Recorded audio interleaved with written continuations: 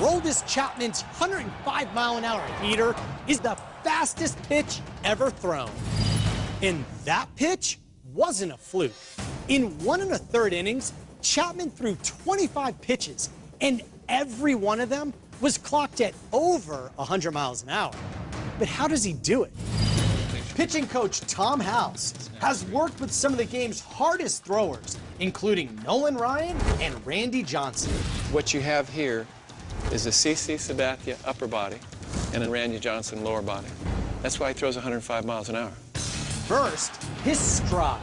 The typical stride length for a pitcher is about 87% of his height, but Chapman's stride averages 120% of his 6'4" height, approaching 7.5 feet. His stride isn't just long, it's fast, taking only 0.8 of a second, 15% faster than average pitchers. Next, shoulder turn. The twisting angles between his front hip and his back shoulder create massive torque.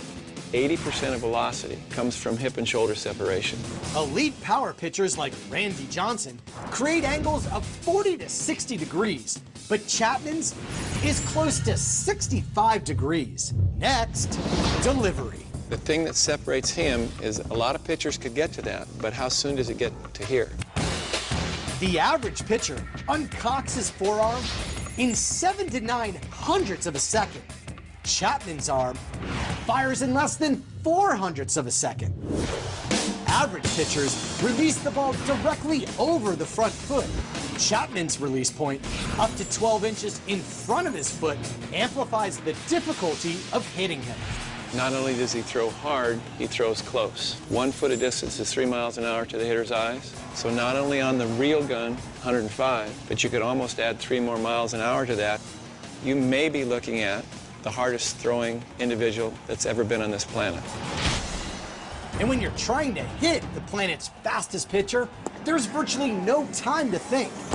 Facing a 90-mile-an-hour pitch, a batter has 9 hundredths of a second to decide whether or not to swing.